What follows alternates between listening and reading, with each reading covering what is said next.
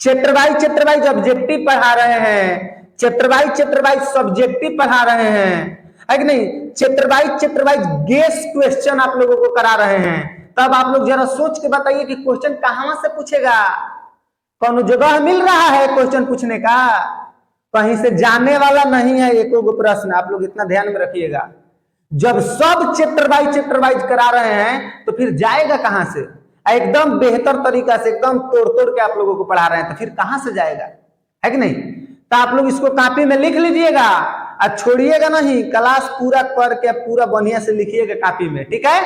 इतना ध्यान में रखिएगा। हेलो प्यारे बच्चों, कैसे हैं आप सभी? उम्मीद करते हैं कि बहुत अच्छे तरीका से होंगे और अपने पढ़ाई को बेहतरीन तरीका से आप लोग कर रहे होंगे। हम लोग इकोनॉमिक्स का चैप्टर नंबर 2 राज्य एवं राष्ट्र की आय हम लोग कंप्लीट कर चुके हैं। अब और उस चैप्टर का हम लोग ऑब्जेक्टिव करने वाले हैं। तो आप लोग सभी प्यारे बच्चों क्लास को शुरू से लेकर लास्ट तक कीजिए बिना बताए हुए। क्यों? क्योंकि बिहार बोर्ड परीक्षा में जो चैप्टर नंबर 2 इकोनॉमिक्स का है ये काफी ज्यादा अपना भूमिका निभाता है। बहुत सारा प्रश्न ऑब्जेक्टिव क्वेश्चन इस चैप्टर से पूछे जाते हैं और इस क्लास में एक भी ऑब्जेक्टिव क्वेश्चन हम नहीं छोड़ने वाले हैं। यानी कि टोटल के टोटल ऑब्जेक्टिव क्वेश्चन आप लोगों को हम इस क्लास में कंप्लीट करवा देंगे।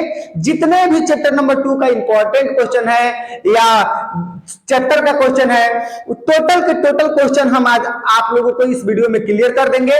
तो आप लोग सभी प्यारे बच्चे शुरू से लेकर लास्ट तक इस वीडियो को देखिएगा। अगर किसी भी प्रकार का दिक्कत अगर किसी भी बच्चा को होता है तो आप लोग कमेंट बॉक्स में कमेंट कीजिए, हम उसका रिप्लाई आप लोग को तुरंत देंगे। और हाँ, आप लोगों को डिस्क्रिप्शन में व्हाट्सएप चैनल का लिंक दिया गया है, आप लोग व्हाट्सएप चैनल को फॉलो कर लीजिए। और डिस्क्रिप्शन में आप लोगों का देश राज एकेडमी का ऐप है, एप्लीकेशन है, उसको आप लोग अपने मोबाइल फोन में डाउनलोड कर लीजिए ताकि जब भी आप लोगों का क्रैश कोर्स स्टार्ट होगा तो आप लोगों का क्रैश कोर्स वहीं पे होगा, एप्लीकेशन पर ही होगा। तो सभी प्यारे बच्चे फटाफट से क्लास को शेयर कर देंगे अपने अपने दोस्तों के पास में और वीडियो को लाइक कर देंगे और चैनल पे नए हैं तो चैनल को सब्सक्राइब कर देंगे। चलिए सबसे पहले नंबर बाबू, आज हम लोग मैट्रिक बोर्ड परीक्षा 2026 के लिए अर्थशास्त्र चैप्टर नंबर 2 का जो नाम है राज्य एवं राष्ट्र की आय, इनका पूरा ऑब्जेक्टिव क्वेश्चन करने वाले हैं। यानी कि जितना ऑब्जेक्टिव क्वेश्चन बनेंगे टोटल करेंगे, एकदम शुरू से लेकर हम लोग करेंगे ऑब्जेक्टिव क्वेश्चन 100% करेंगे, एक भी प्रश्न नहीं छूटेगा। सबसे पहला नंबर प्रश्न देखिए क्या कह रहा है। कह रहा है सबसे पहला नंबर जो प्रश्न है आप लोगों के बोर्ड स्क्रीन पर, बिहार के किस जिले की प्रति व्यक्ति आय अधिक है।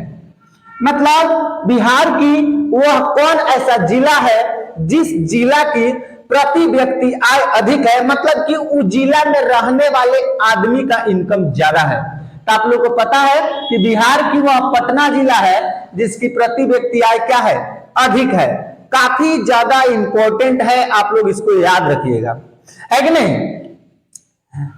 आगे देखते हैं बाबू, ध्यान से देखिएगा। प्रश्न संख्या 2, प्रश्न संख्या 2 क्या कह रहा है? प्रश्न संख्या 2 कह रहा है कि बिहार के किस जिले की प्रति व्यक्ति आय कम है। अगर बिहार की किस जिले की प्रति व्यक्ति आय ज्यादा है तो आप लोग ज्यादा में किसको कहिएगा, पटना को कहिएगा। अगर कम पूछेगा कम तो कम में किसको कहिएगा आप लोग, तो शिवहर को कहिएगा।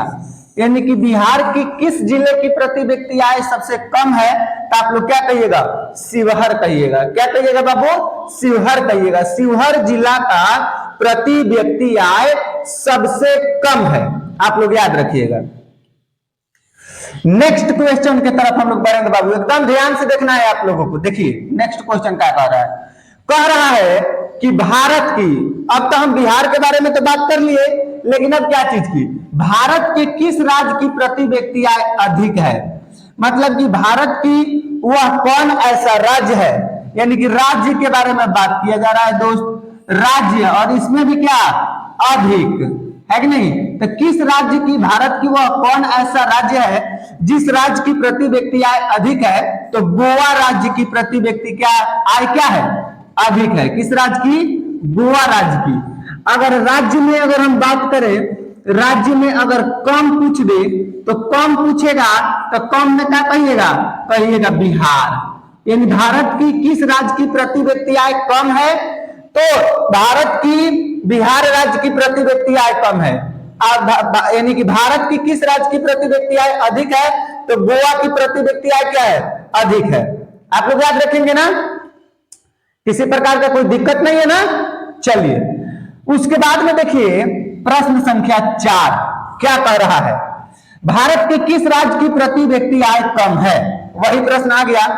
तो अगर कम के बात करें तो आप लोग कहिएगा बिहार। किसको कहिएगा, कहिएगा सर जी बिहार राज्य की प्रति व्यक्ति आय क्या है, कम है।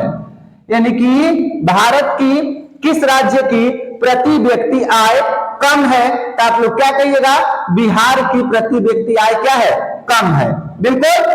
चलिए आगे बढ़ने का प्रयास करेंगे बाबू। भारत में वित्तीय वर्ष कहा जाता है, मतलब भारत में वित्तीय वर्ष आप लोग याद रखिएगा, हम लोग 1 अप्रैल से 31 मार्च तक को कहते हैं। 1 अप्रैल से 31 मार्च तक को हम लोग क्या कहते हैं, वित्तीय वर्ष कहते हैं भारत में।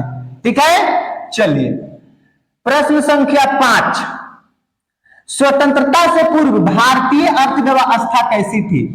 जब भारत गुलाम था यानी स्वतंत्र नहीं था, तो स्वतंत्र से पहले भारत की जो अर्थव्यवस्था थी वो कैसी थी, स्वतंत्रता से पहले भारत की अर्थव्यवस्था कैसी थी, तो कृषि प्रधान थी। कैसी थी, कृषि प्रधान थी। आप लोग याद रखिएगा कैसी थी, कृषि प्रधान थी। आप लोग याद रख लीजिएगा।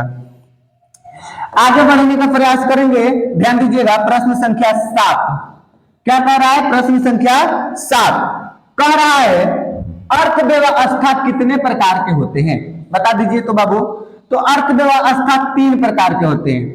अर्थव्यवस्था कितने प्रकार के होते हैं, तो 3 प्रकार के होते हैं। कितने प्रकार के होते हैं अर्थव्यवस्था, तो 3 प्रकार के होते हैं। आप लोग याद रख लीजिएगा, ठीक है ना। प्रश्न संख्या 8, अंग्रेजों ने भारतीय अर्थव्यवस्था का क्या किया। जो अंग्रेज थे उन्होंने, अंग्रेजों ने भारतीय अर्थव्यवस्था को क्या किया, मतलब क्या किया था अंग्रेज भारतीय अर्थव्यवस्था को। आप लोगों को पता है ना कि अंग्रेज भारतीय अर्थव्यवस्था को क्या किए थे, तो क्या किए थे, शोषण किए थे। क्या किए थे, शोषण किए थे। अंग्रेजों ने भारतीय अर्थव्यवस्था को शोषण किए थे। इस चीज को आप लोग एकदम बेहतर तरीका से याद रखिएगा, ठीक है। प्रश्न संख्या 9, विकसित राज्यों की क्या अधिक होती है, मतलब कि जो राज्य विकसित होते हैं उनकी क्या अधिक होती है। तो जो राज्य अगर विकसित है तो उन राज्यों की क्या अधिक होगी बाबू, उन राज्यों की प्रति व्यक्ति आय अधिक होगी, तभी वो राज्य विकसित होंगे। प्रति व्यक्ति आय क्या हो जाएगा, विकसित राज्यों की क्या अधिक होती है, तो विकसित राज्यों की प्रति व्यक्ति आय अधिक होती है। विकसित राज्यों की क्या अधिक होती है बाबू, तो विकसित राज्यों की प्रति व्यक्ति आय अधिक होती है। आप लोग याद रखिएगा, ठीक है। प्रश्न संख्या 10 ध्यान दीजिए। देखिए क्या कह रहा है, कह रहा है कि सर्वप्रथम भारत की राष्ट्रीय आय की गणना किसने किया। मतलब कि सबसे पहले भारत की राष्ट्रीय आय की गणना किसने किया था, सबसे पहले। तो सबसे पहले भारत की राष्ट्रीय आय की गणना दादा भाई नौरोजी ने किया था। किसने किया था बाबू, सबसे पहले भारत की राष्ट्रीय आय की गणना दादा भाई नौरोजी ने किया था। आप लोग याद रखिएगा, किसने किया था, दादा भाई नौरोजी ने किया था। आप लोग याद रखेंगे। प्रश्न संख्या 11, सर्वप्रथम भारत की राष्ट्रीय आय की गणना दादा भाई नौरोजी ने कब किया था। मतलब सबसे पहले भारत की राष्ट्रीय आय की गणना दादा भाई नौरोजी ने कब किए थे। भारत की राष्ट्रीय आय की गणना तो दादा भाई नौरोजी किए थे, बात ठीक है, लेकिन भारत की राष्ट्रीय आय की गणना दादा भाई नौरोजी ने सबसे पहले कब किए थे। कब किए थे बाबू, तो 1868 ईस्वी में किए थे। कब किए थे, सन 1868 ईस्वी में किए थे। आप लोग याद रखिएगा। प्रश्न संख्या 12 देखिए तो, बिहार में जीवन यापन का मुख्य साधन क्या है? मतलब कि बिहार के जो लोग हैं उन लोगों की जीवन चलाने का मतलब कि मुख्य साधन क्या है? बिहार के अंदर जो व्यक्ति रहते हैं उन लोगों का जीवन चलाने का मुख्य साधन क्या है? इंपॉर्टेंट साधन क्या है? तो कृषि है। इंपॉर्टेंट साधन क्या है? मुख्य साधन क्या है? तो कृषि है। आप लोग याद रख लीजिएगा। प्रश्न संख्या 13, कृषि किस क्षेत्र में आता है? बताइए तो, आप लोगों को बताए थे ना कृषि के बारे में। कृषि कौन सी क्षेत्र में आता है? तो कृषि प्राथमिक क्षेत्र में आता है। किस क्षेत्र में आता है? प्राथमिक क्षेत्र में आता है। ठीक है। द्वितीय क्षेत्र में उद्योग आ जाएगा और तृतीय क्षेत्र में सेवा आ जाएगा। आप लोगों को हम पढ़ा चुके हैं, कोई दिक्कत नहीं है ना इसमें। कृषि किस क्षेत्र में आता है? तो कृषि प्राथमिक क्षेत्र में आता है। ठीक है ना, आप लोग याद रखेंगे बाबू। प्रश्न संख्या 14 कह रहा है कि उद्योग किस क्षेत्र में आता है? तो उद्योग होता है वो द्वितीय क्षेत्र में आता है। उद्योग जो होता है वो आपका द्वितीयक ऐसे होता है, द्वितीयक क्षेत्र में आता है। किस क्षेत्र में आता है उद्योग? उद्योग किस क्षेत्र में आता है बाबू? तो उद्योग द्वितीयक क्षेत्र में आता है। आप लोग याद रखिएगा। ठीक है, चलिए प्रश्न संख्या 15, उद्योग किस क्षेत्र में आता है? तो उद्योग द्वितीय क्षेत्र में आता है। प्रश्न डबल हो गया है। ठीक है, चलिए आगे देखते हैं। प्रश्न संख्या 15, भारत में राष्ट्रीय आय की आकलन कौन करता है? मतलब कि भारत में राष्ट्रीय आय का आकलन गणना कौन करता है? इनमें से कौन करता है? यानी कि केंद्रीय सांख्यिकी संगठन, मूल्य योग विधि, राष्ट्रीय विकास परिषद, रिजर्व बैंक ऑफ इंडिया। तो भारत में राष्ट्रीय आय की मतलब की गणना कौन करता है, आकलन कौन करता है? तो भारत में राष्ट्रीय आय की गणना यानी कि आकलन केंद्रीय सांख्यिकी संगठन करता है। कौन करता है? केंद्रीय सांख्यिकी संगठन करता है। आप लोग याद रखेंगे ना बाबू। चलिए प्रश्न संख्या 16 ध्यान दीजिएगा। प्रश्न संख्या 16 देखिए क्या कह रहा है। कह रहा है केंद्रीय सांख्यिकी संगठन केंद्रीय सांख्यिकी संगठन की स्थापना कब हुई? प्रश्न संख्या 16 कह रहा है कि केंद्रीय सांख्यिकी संगठन की स्थापना कब हुई थी? तो 1951 ईस्वी में केंद्रीय सांख्यिकी संगठन की क्या हुई थी? स्थापना हुई थी। कब हुई थी? 1951 ईस्वी में केंद्रीय सांख्यिकी संगठन की स्थापना हुई थी। आप लोग याद रखिएगा। प्रश्न संख्या 17 कह रहा है कि निम्न में से कौन हमारे रहन सहन के स्तर को प्रभावित करता है? यानी कि इनमें से कौन हमारे रहन सहन के स्तर को प्रभावित करता है? आप लोग फटाफट से कमेंट करके बताइएगा। इनमें से कौन हमारे रहन सहन के स्तर को प्रभावित करता है? तो प्रति व्यक्ति आय जो है हम लोगों के रहन सहन के स्तर को प्रभावित करता है। अगर कोई व्यक्ति मान लीजिए कि अगर 10,000 रुपए कमा रहा है एक महीना में, एक माह में, है कि नहीं, एक माह में अगर 10,000 रुपए कमा रहा है तो उसी के हिसाब से अपना रहन सहन करेगा। उसी कम क्वालिटी कम दाम के कपड़ा पहनेगा, मतलब कि उसी हिसाब से अपना काम करेगा। अगर कोई व्यक्ति मान लीजिए कि 1 लाख रुपए अगर कमा रहा है एक महीना का, 1 लाख रुपए कमा रहा है तो उसका रहन सहन, उसका कपड़ा, खाना पीना सब मतलब अच्छे होंगे, है कि नहीं। मतलब क्या कह रहा है? कह रहा है कि निम्न में से कौन हमारे रहन सहन के स्तर को बताता है? तो प्रति व्यक्ति आय जो है हम लोगों के रहन सहन के स्तर को क्या करता है? बताता है। आप लोग याद रखिएगा। प्रश्न संख्या 18 क्या कह रहा है? कह रहा है कि भारत की सर्वप्रथम अनुमानित प्रति व्यक्ति आय थी। मतलब कि भारत की जो सबसे पहले सर्वप्रथम अनुमानित जो प्रति व्यक्ति आय थी, तो भारत की सर्वप्रथम अनुमानित प्रति व्यक्ति आय कितनी थी? यानी भारत की सर्वप्रथम अनुमानित प्रति व्यक्ति आय कितनी थी? तो आप लोग कहिए सर जी 20 रुपए थी। कितने रुपए थी? तो 20 रुपए थी। ठीक है ना। चलिए ध्यान दीजिए, बिहार की अर्थव्यवस्था में किसका योगदान अधिक है? इस प्रकार के प्रश्न आप लोग आसानी से बना लेंगे।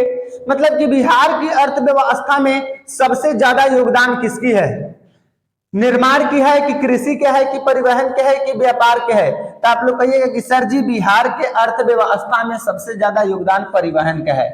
बिहार की अर्थव्यवस्था में सबसे सॉरी बाबू सरो, यहाँ पे कृषि हो जाएगा। किसका हो जाएगा? कृषि हो जाएगा। बिहार की अर्थव्यवस्था में किसका योगदान अधिक है? तो बिहार की अर्थव्यवस्था में सबसे अधिक योगदान कृषि की है बाबू, आप लोग याद रखिएगा, मिस्टेक हो गया थोड़ा सा। चलिए आगे बढ़ने का प्रयास। राष्ट्रीय आय के अंतर्गत क्या शामिल है? बताइए तो 20 नंबर प्रश्न का उत्तर बता दीजिए आप लोग कि राष्ट्रीय आय के अंतर्गत क्या शामिल है? वस्तुओं का मूल्य, सेवाओं का मूल्य, वस्तुओं और सेवाओं का मूल्य हो जाएगा। क्या हो जाएगा? वस्तुओं और सेवाओं का मूल्य हो जाएगा। यानी राष्ट्रीय आय के अंतर्गत वस्तुओं और सेवाओं का मूल्य शामिल है। हम आप लोगों को क्लास करा रहे थे, उसमें हम आप लोगों को बताए हैं, ठीक है, उसमें हम आप लोगों को सब बताए हुए हैं कि राष्ट्रीय आय के अंतर्गत क्या शामिल है, ठीक है। चलिए प्रश्न संख्या 21 ध्यान दीजिएगा, प्रश्न संख्या 21 का कह रहा है, प्रश्न संख्या 21 कह रहा है कार्यों के बदले में जो पारिश्रमिक मिलता है उसे क्या कहते हैं? मतलब कि काम के बदला में पारिश्रमिक यानी वेतन। पारिश्रमिक मतलब क्या? वेतन। कार्य के बदला में जो वेतन मिलता है, जो पारिश्रमिक मिलता है, उसको हम लोग आय कहते हैं। कार्य के बदले में जो पारिश्रमिक मिलते हैं, कार्य के बदले में जो वेतन मिलते हैं, हम उनको आय कहते हैं। हम उनको क्या कहते हैं? आय कहते हैं। आप लोग याद रख लीजिएगा। चलिए प्रश्न संख्या 22 ध्यान दीजिएगा, क्या कह रहा है? बिहार में कितने प्रतिशत व्यक्ति गरीबी में गुजर कर रही है? यानी कि बिहार में कितनी प्रतिशत जो व्यक्ति हैं वो गरीबी गुजर कर रही है, यानी गरीबी रेखा से नीचे है। गरीबी रेखा से क्या है? नीचे है। कितने प्रतिशत? तो 100 व्यक्ति में, यानी 100 व्यक्ति में लगभग 41 व्यक्ति, लगभग कितना व्यक्ति बाबू? 41 व्यक्ति बिहार में गरीबी रेखा के नीचे अपना गुजर बसर कर रहे हैं। तो इसका उत्तर क्या हो जाएगा? 41.4। कितना हो जाएगा? 41.4 हो जाएगा, ठीक है। चलिए आगे देखने का प्रयास करेंगे, ध्यान दीजिएगा। कह रहा है इनमें से कौन एक बीमारू राज्य नहीं है? तो बिहार बीमारू राज्य है, मध्य प्रदेश बीमारू राज्य है, उड़ीसा बीमारू राज्य है, लेकिन कर्नाटक बीमारू राज्य नहीं है। कर्नाटक जो है वो बीमारू राज्य नहीं है। आप लोगों को याद है ना बाबू कि कर्नाटक जो है बीमारू राज्य नहीं है, आप लोग याद रखेंगे, ठीक है। चलिए आगे देखिएगा, प्रश्न संख्या 24 क्या कह रहा है?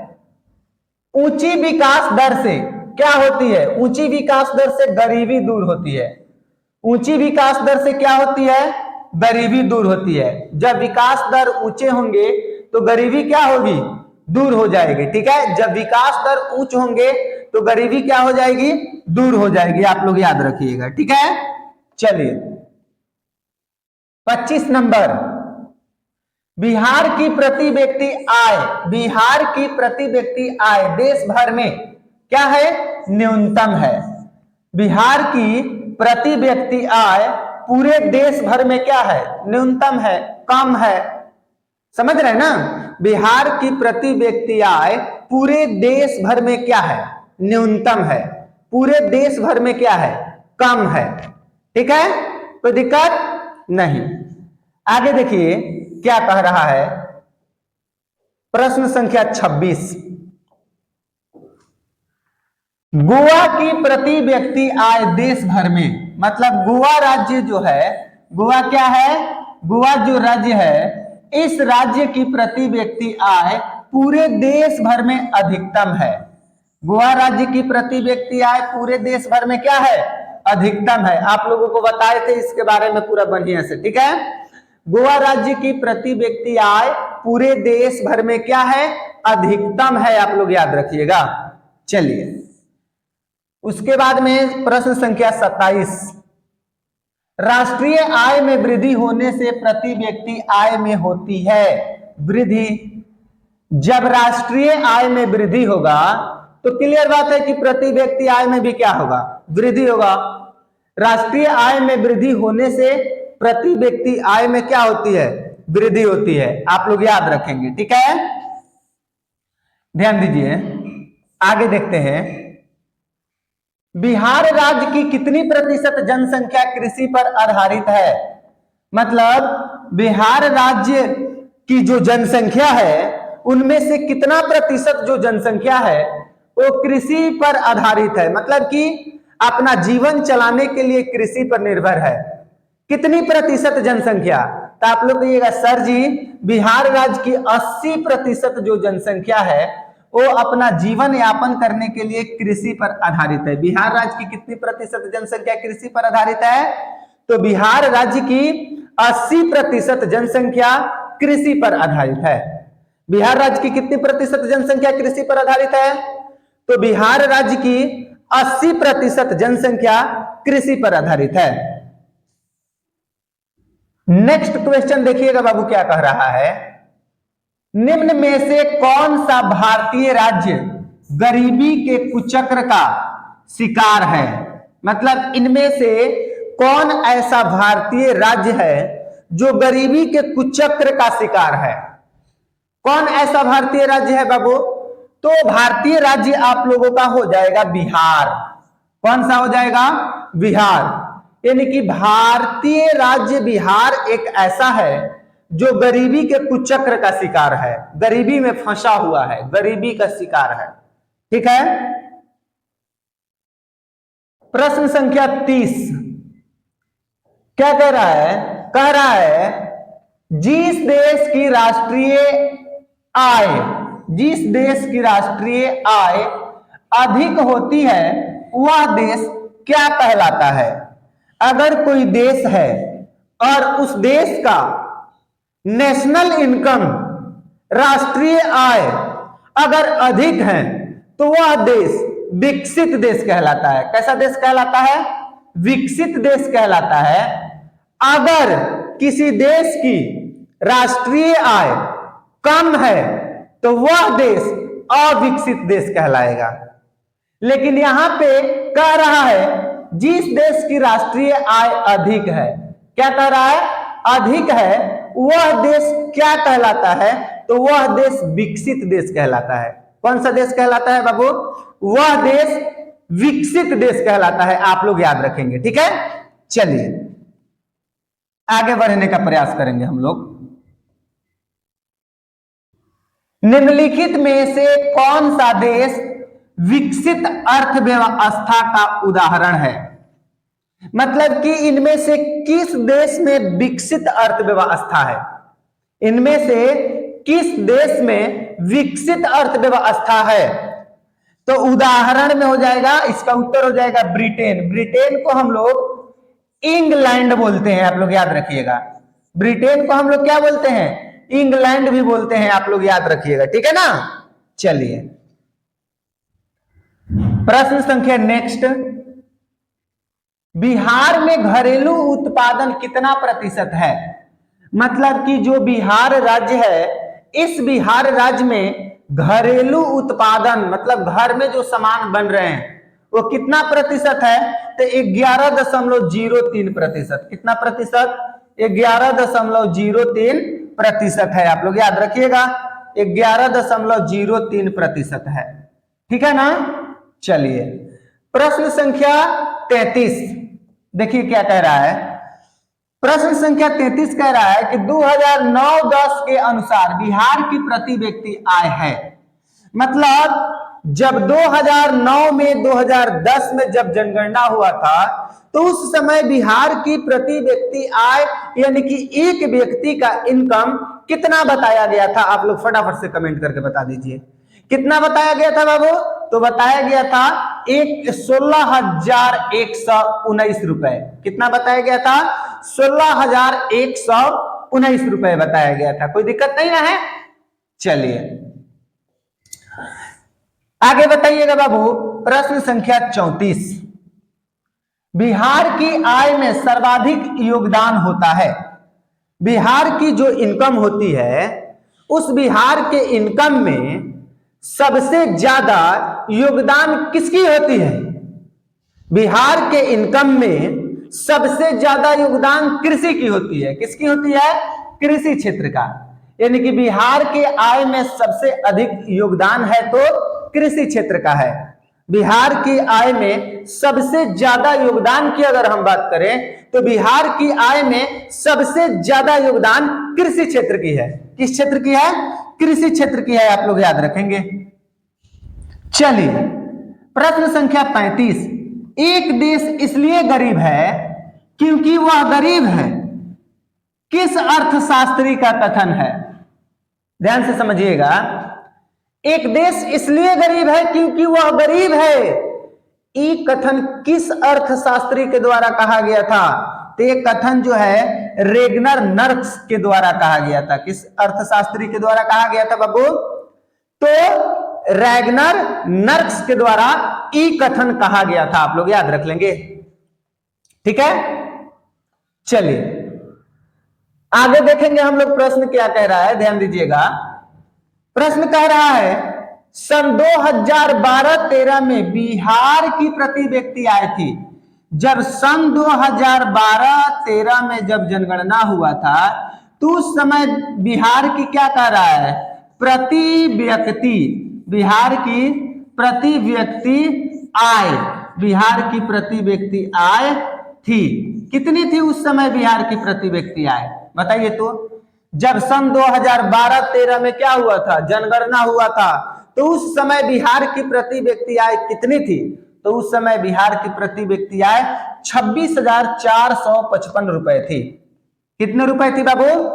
26,455 रुपए थी, आप लोग याद रखेंगे, ठीक है। चलिए नेक्स्ट क्वेश्चन देखेंगे मेरे दोस्त। गरीबी के कुचक्र को किसने परिभाषित किया था? तो गरीबी के कुचक्र को रैगनर नर्क्स ने परिभाषित किया था। गरीबी के कुचक्र को किसने परिभाषित किया था? तो गरीबी के कुचक्र को रैगनर नर्क्स ने परिभाषित किया था। किसने परिभाषित किया था बाबू?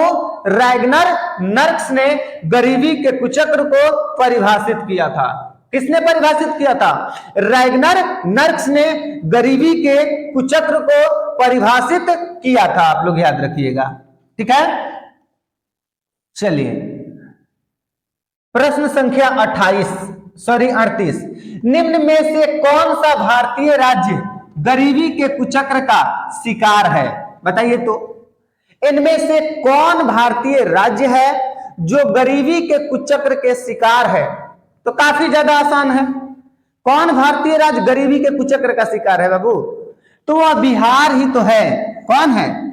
बिहार ही तो है जो गरीबी के कुचक्र का क्या है? शिकार है, ठीक है। आप लोग याद रख लीजिएगा।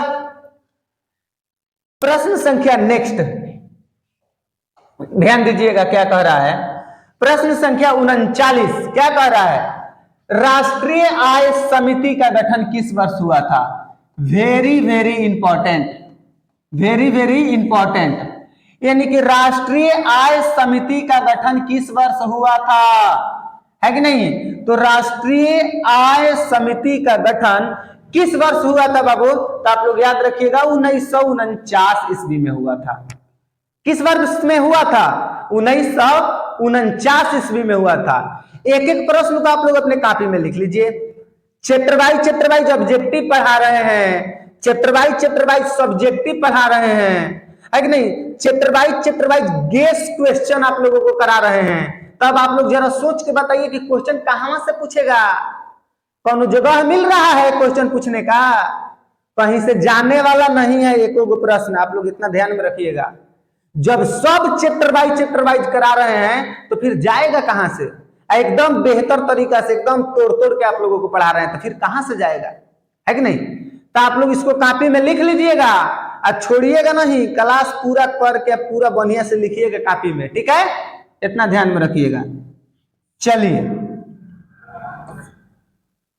हाँ, तो हम लोगों का ऑब्जेक्टिव यहां पे खत्म हो गया। चैप्टर नंबर 2 का ऑब्जेक्टिव कंप्लीट हुआ। अब हम अगले क्लास में साइंस में, बायोलॉजी में कुछ नए चैप्टर लेके आएंगे, आप लोगों को पढ़ाएंगे। ठीक है, तब तक मिलते हैं अगले क्लास में। तब तक सभी प्यारे बच्चों को नमस्कार, जय हिंद।